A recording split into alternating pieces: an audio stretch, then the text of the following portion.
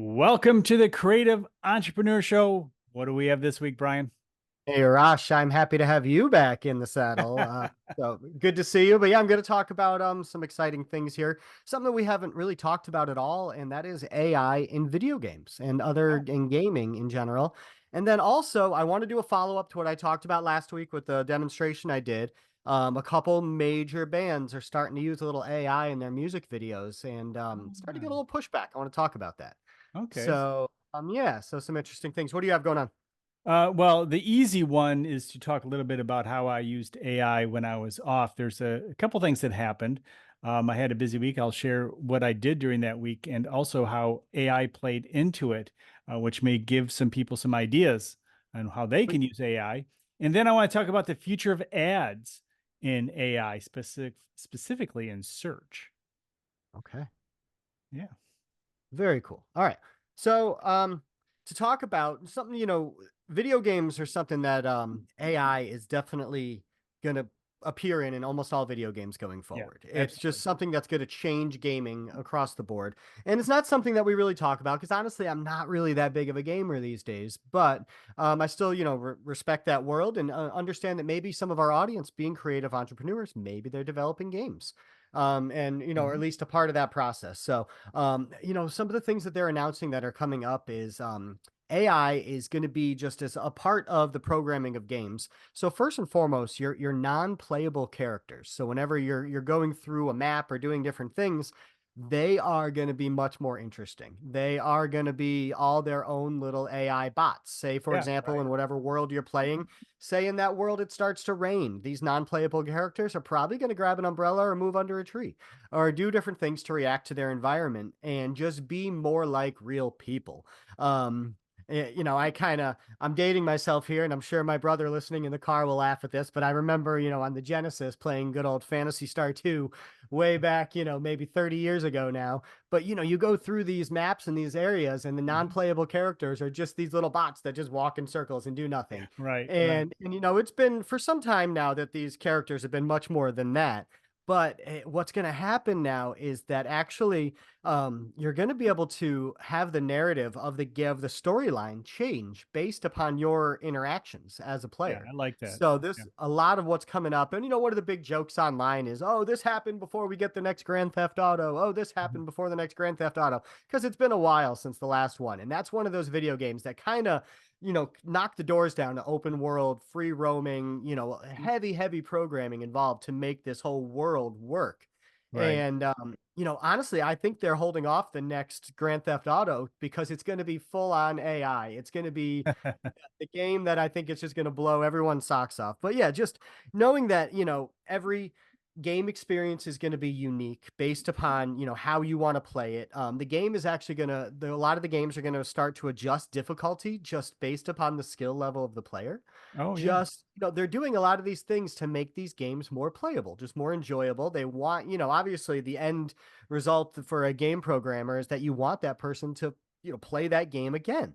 And so there a lot of this is going to be happening. And one of the things that has got my brain thinking about is that actually one of the next teachers of how to use AI and how to think in terms of questions is going to be by manipulating these games and playing games in these ways. It's going to train the next generation or current generation of gamers and kids that are growing up of the power of the question and being able to kind of break free of the normal thought process that, all right, this game is linear, it's programmed in one direction, you play out the storyline.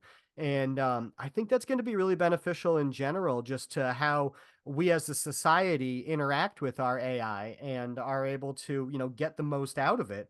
And video games are going to be a big part of that. Are you a gamer at all, Rash? Have you seen I anything in used this? to be more of a gamer back in the day, still waiting for the new Civilization. That was my big one. I really Okay. Yep. enjoyed that one.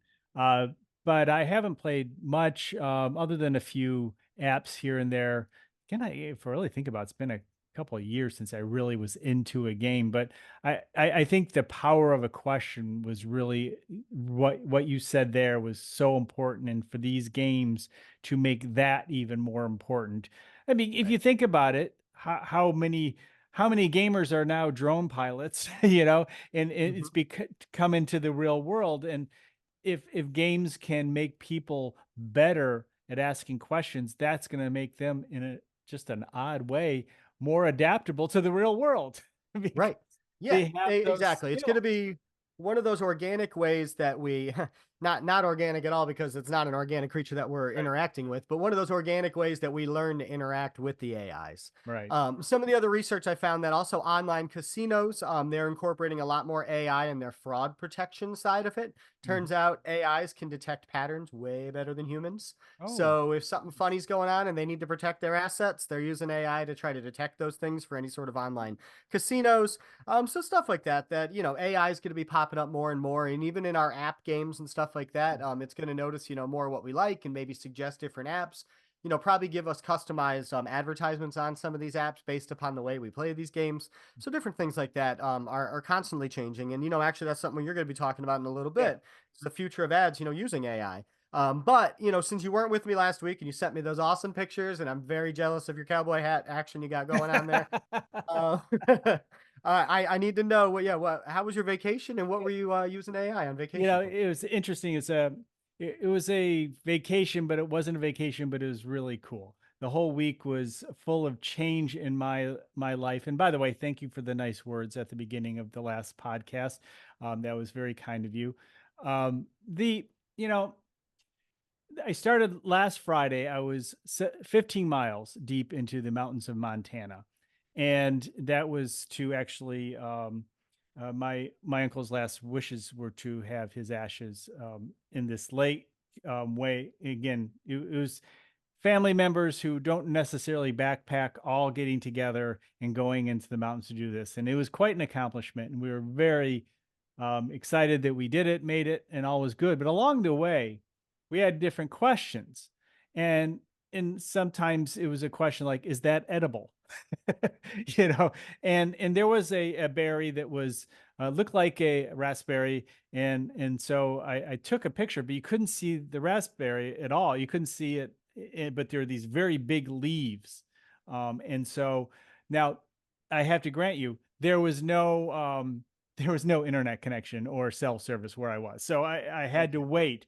But I Yeah. took a picture of it and asked the question, what is this? And just by the leaf, not even seeing the barrier, I described it.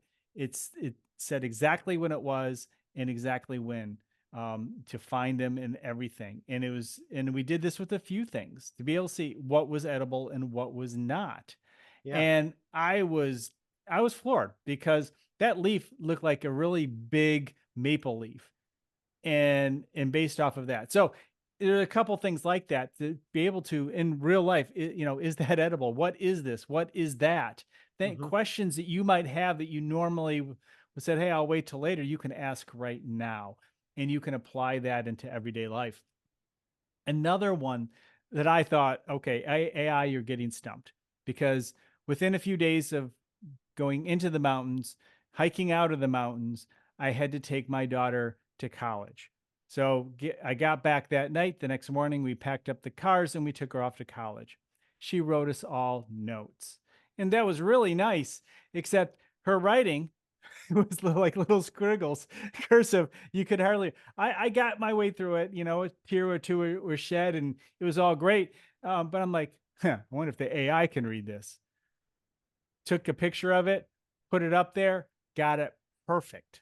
Wow. Okay. Perfect. Wow. So if you can't read cursive, just have your AI take care of it. Or if it's somebody's sloppy cursive, Yeah. um, it's, and I wouldn't call my daughter's cursive sloppy. It just looked, every letter looked about the same. And it was small. So, Right. yeah, so that was very interesting. I found that to be absolutely amazing. And then of course, this week, 2 days later, I moved my whole house. So that was all within 1 week time. So thank you, Brian, for holding up the Yeah. fort Yeah. during that Absolutely. time. And I used AI in a number of things that I was doing in the process. And so, they're using it to your benefit to make your life better. It's there. It's an Yeah. opportunity. So, Well, it's funny you mentioned with, taking a picture of the leaf and, is it edible? I've had an app on my phone called Picture This for the last probably 2 or 3 years.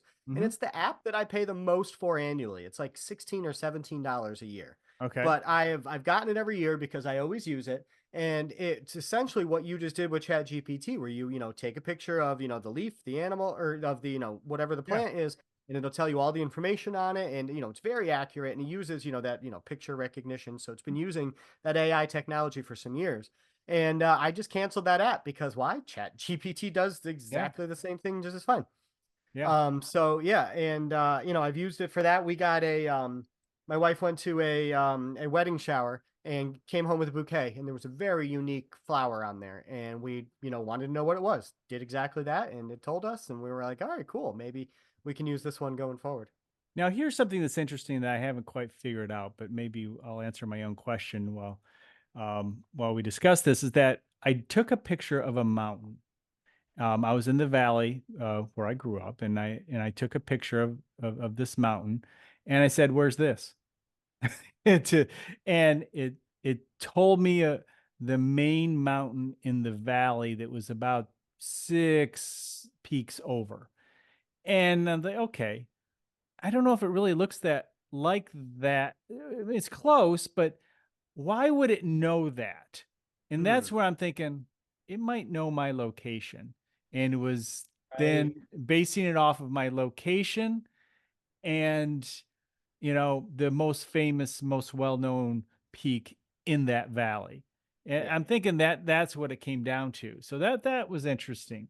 Because Okay. I'm not sure it really got necessarily because I still don't know the name of the mountain because I knew no, it was not it.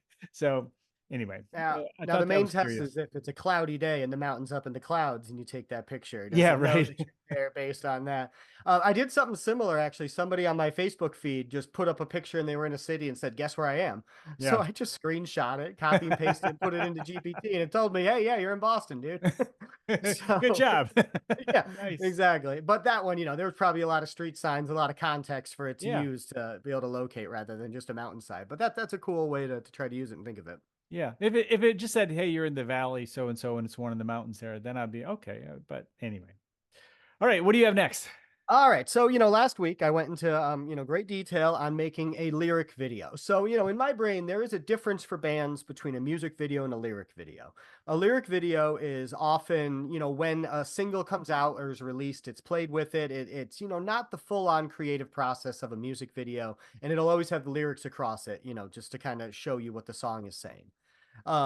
So I used AI, ChatGPT, and Runway to create, some pretty cool lyric videos. I sent you, an example of one that Yeah. was, all the way done, and I was really Yeah, happy that with was the cool. visuals of it. Thank you. And later that day, I open up Instagram, scrolling through, and I follow Smashing Pumpkins from, Mhm. 90s uh, grunge rock fame. They're still at it and they're still, touring and everything. And one of their latest music videos was very obviously done using AI. Yeah. And I'm like, okay, I was like, all right, that's kind of cool. But here's the deal, Rosh. It was kind of cheap AI. Really? Like, you know what I mean? We always say kind of garbage in, garbage out. Yeah. It's like it was generic AI. And Yeah, it's you could like, ugh, like you could see, okay, I know which AI that came. Oh, yeah. that's a Dolly image because that's the way Dolly always sends it out. Yeah. That, Precisely.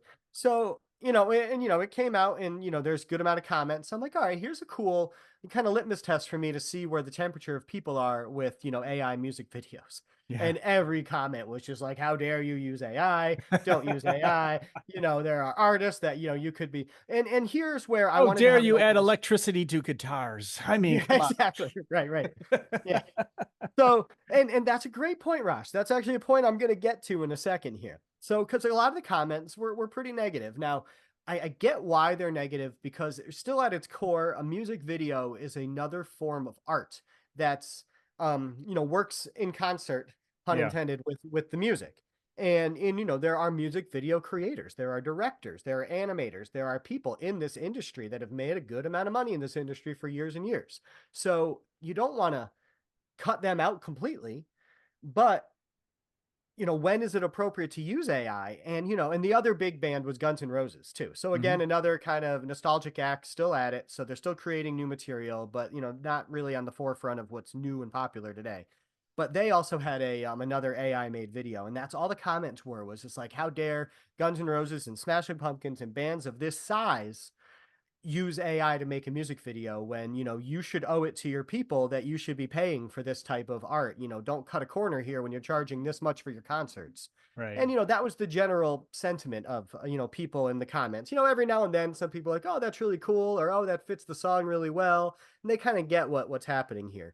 And that's where I kind of had to sat back for a second. I'm like, I don't want my band looking like I'm, trying to do this or that, but I'm also not of the size and budget and you know, overall influence of a band like Smashing Pumpkins or Guns N' Roses. We're very much just five dads trying to make some noise.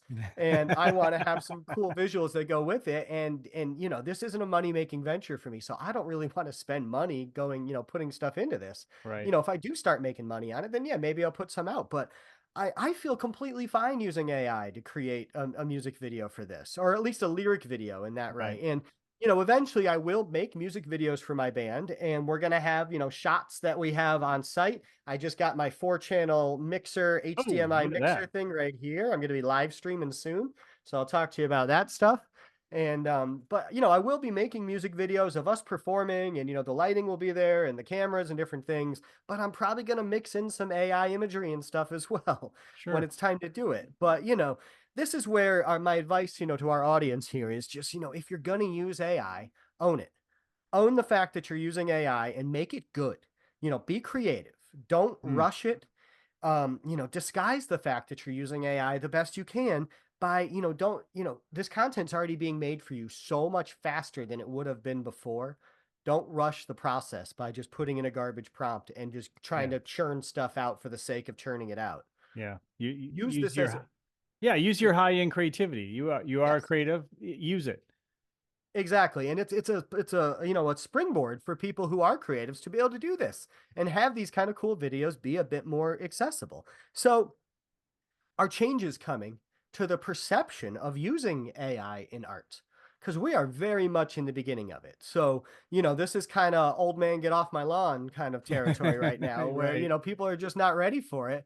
But, maybe in 5 years, maybe in 10 years, as, more and more artists start to adapt it and put it into their, what they're about, or like you say, it's in the toaster, it's everywhere. You really can't avoid it. So it's gonna be in art. So, you're not going to get that much of a pushback, do you think? So I don't know. I mean, what are your thoughts on, this perception of using AI in art and how what's the right way to do it? I like what you said, own it. And the thing is, if you look at it more as your collaborator, not doing it for you, but your partner in the process, Yeah. I think you can one have your head up high saying, "Hey, we created this. I created this with the AI, not the AI created it for me."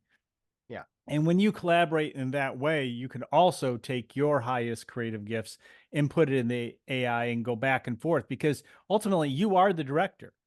I Yeah. mean, AI creates something, you said, "No, that's garbage." Okay, let me work with you a little bit differently at a different angle. Oh, that's better. You're still the one making the choice that puts, what is in the final video, what is in the final image, what is in the writing. And Right. you have to make those decisions. And I've often said, art is about the decisions you make. Now, the decisions you make can be poor and that can be bad art, and the decisions can be great and it can be great art, but I'll never not call it art. There you go. I like that. But yeah, I like that idea of being in the director's chair, and it's kind of like a director still is considered to have art, but he's not the one acting. He's not the one making the stage. He's not the one setting up the whole Right. scene, doing everything. There's a lot of other factors involved, but in this way, the other factors are involved are the AI program that you're directing. Yeah. Yeah. Yeah. Very good. All right, cool. Well, throw back your way for the future of ads and AI. Yeah. So, Perplexity has a deck out there talking about how they're going to do and start rolling out ads, and it's going to be something that may be accessible to companies like ours where we can advertise. Right now, I believe they just have some top big brands that they're working with, which makes sense. They have some money behind it. They can test things out, see how it's going to go. And Right. look, ads are just going it's going to be a little bit more involved in terms of, or just intertwined into what we read, intertwined in what we see. And I remember this was about 13, 14 years ago, where there was a platform, and I don't know if it's used anymore in the same way, but if you hovered over it, say you saw an image of a kitchen and you hovered over the refrigerator, and you can do this in many ways, but this was a system that's really designed to do it and allow you to click through. It was cutting edge at the time, and I think you're going to be able to do that a little bit more. You're going to have that interactivity with everything where it will lead you to be able to buy the things that you see, or a little ad if you need more information. Here are two brands, and here's a couple, blogs about this topic or whatever it may be. And it Mhm. really showed the integration of the ads into the answers. And I think that's, yeah, I don't want to say much more than that because what I know and what I saw was very limited. But that's going to be more and more the case. But yeah, it's still going to, there's still going to be some basics involved. I saw an article the other day about Google, and Google finally said, hey, title tags may be, important as part of ranking. And I'm like, what? Of course they are. We see it every single day. It's the title of the page. So titling what you're doing, your imagery, your work, whatever it may be, is going to be important to be found in general. And you're still going to help the AI, whether you are advertising, you say, hey, this is the kind of audience I want, or this is somebody is talking about this topic. I would like to be included somehow in that conversation, however they're going to present it. Or just if you want to do it organically, you're going to help the AI understand the intent of what it is that you're Mhm. doing or trying to share, or the intent of the person that might want what you're trying to show. It's this is not going to end. It's still going to be very important in this process. So future of ads really are going to be more just interwoven into our everyday lives. I know sometimes it seems like, well, they've already doing that, but sometimes it's really blatant and painful.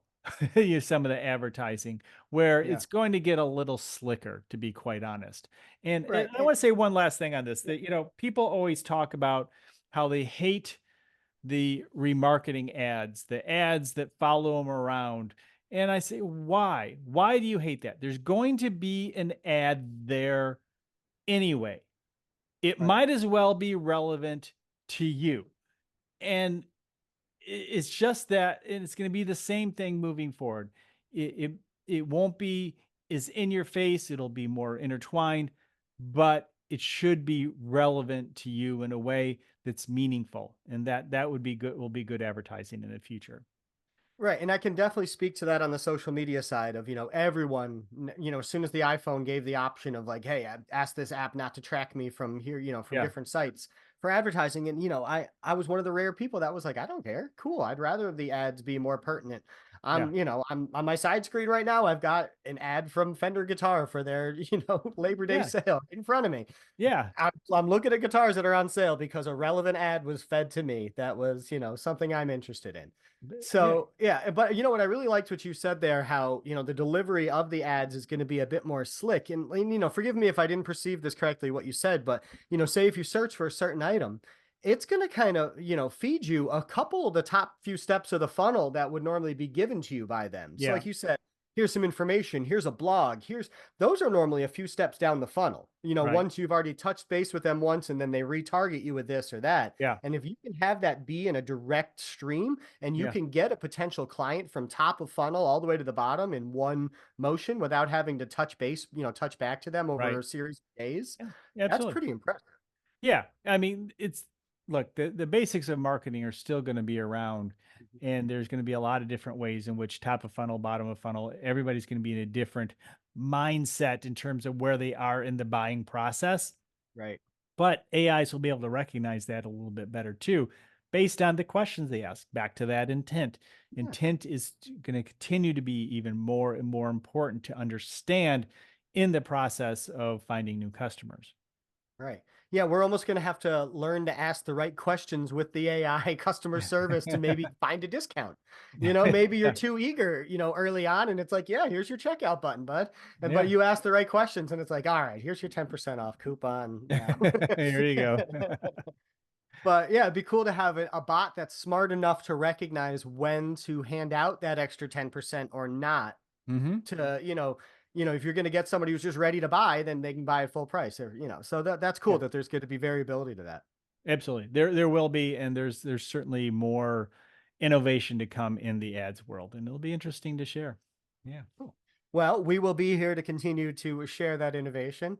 And yeah, if anybody's listening to the show and they have any suggestions or anything that they want us to talk about, or if anybody wants to be a guest, hop over to the creativeentrepreneurshow.com. Actually, it's creativeentrepreneurshow.com. Also follow us on Facebook, YouTube, and yeah, we're going to keep giving this great advice to you. Very good. Hey, we'll talk to you too. We'll talk to you next week. Two creative guys talking AI.